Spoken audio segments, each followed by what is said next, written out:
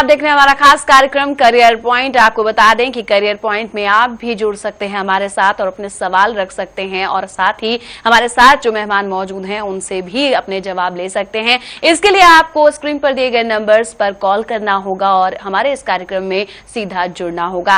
और आपको बता दें कि मर्चेंट नेवी की आज हम बात कर रहे हैं। मर्चेंट नेवी में किस तरह से आप अपना करियर बना सकते हैं।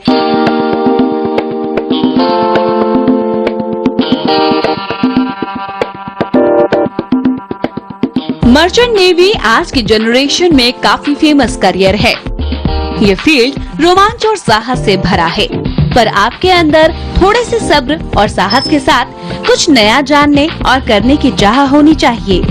कई लोग मर्चेंट नेवी को नौसेना का हिस्सा मानते हैं, लेकिन ऐसा नहीं है। मर्चेंट नेवी में जहाज से सामान और लोगों को एक जगह से दूसरी जगह ले जाने का काम किया जाता है। इसीलिए अगर आप जहाज पर काम करना चाहते हैं पर नौसेना में नहीं, तो मर्चेंट नेवी आपके लिए एक बेहतर करियर ऑप्शन है। मर्चेंट नेवी में tourist ship, cargo ship, oil and refrigerated ship आते हैं।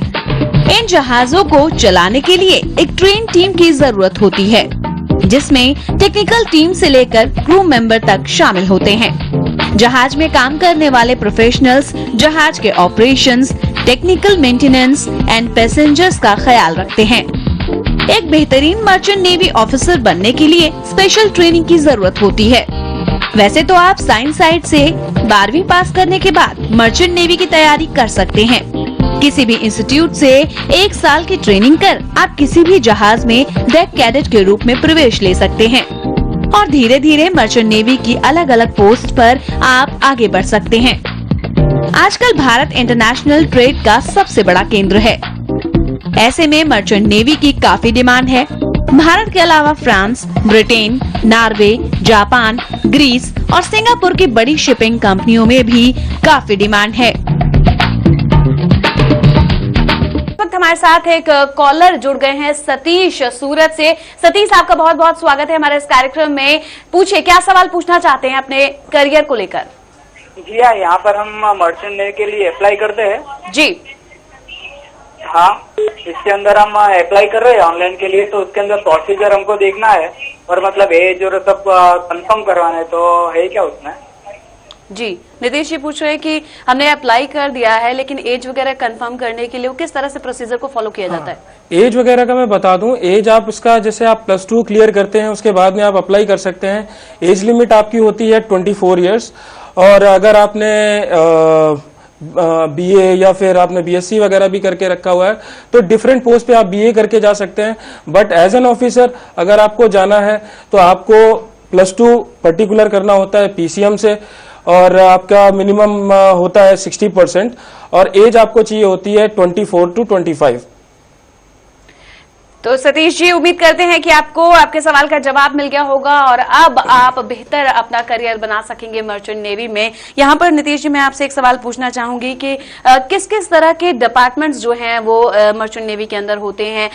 किस तरह से अगर हम किसी ऑफिसर लेवल पर जाना चाहते हैं तो उसके लिए क्या अलग से कुछ प्रोसीजर फॉलो करना पड़ता है? क्या कुछ मैं आपको बता दूं कि शिप पर बेसिकली 2 डिपार्टमेंट होते हैं हमारे।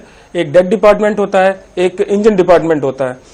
दोनों में ऑफिसर्स अलग होते हैं, क्रू अलग होते हैं। क्रू बेसिकली हमारे लोअर रैंक के पर्सन होते हैं जी, जो ऑफिसर्स के अंडर में काम करते हैं। अगर आपको डेक में जाना है तो आपका यूजुअली पीसीएम आपका क्लियर होना चाहिए 60% से।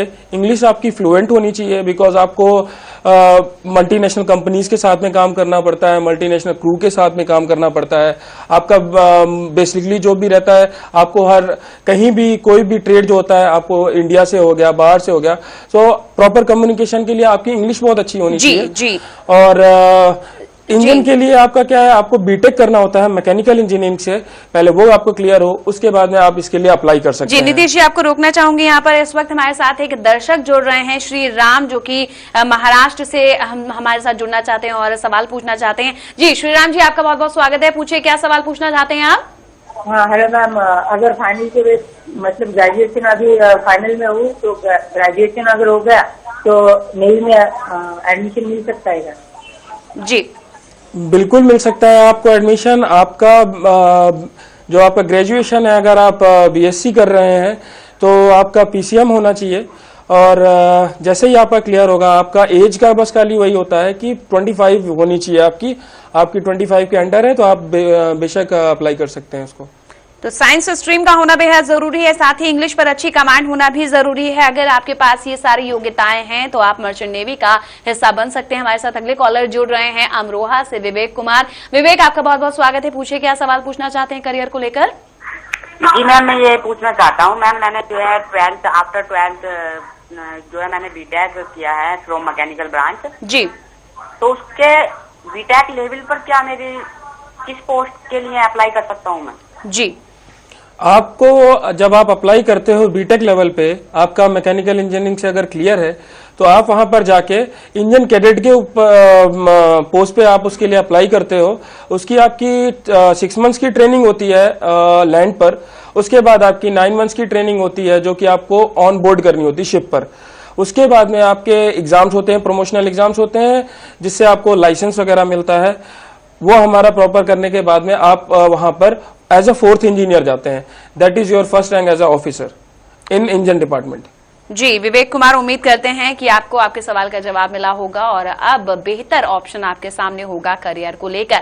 और आपको बता रहे ग्राफिक्स के माध्यम से कि किस तरह से आप जो है इसमें रुचि जिन जिन लोगों की है वो इसमें उसका हिस्सा बन सकते हैं। अगर घूमने फिरने का बेहद शौक है तो मर्चेंट नेवी का हिस्सा बन सकते हैं आप। और साथ ही इंग्लिश पर अच्छी कमांड भी होना बेहद जरूरी है, क्योंकि जब आप क्रू मेंबर्स के साथ काम करते हैं तो उसमें इंटरनेशनल लेवल के लोग भी शामिल होते हैं जिनके साथ कम्युनिकेशन के लिए इंग्लिश का होना बेहद जरूरी है।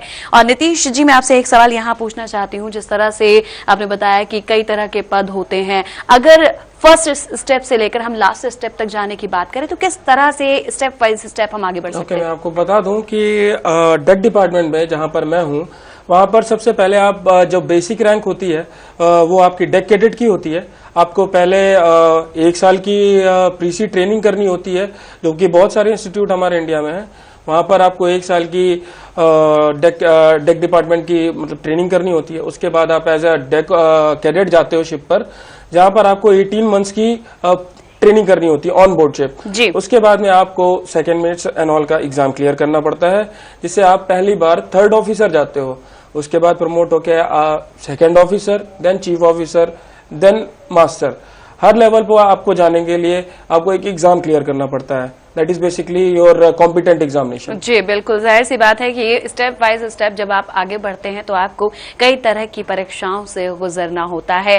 फिलहाल नीतीश जी आपसे बातचीत जारी रखेंगे और दर्शकों के सवालों का जवाब भी देंगे, लेकिन यहाँ पर फिलहाल रुकेंगे छोटे से ब्रेक के लिए और ब्रेक के बाद जल्द लौटेंगे और आपको बताएंगे करियर से जुड़ी और कुछ बातें। बने रहें हमारे साथ।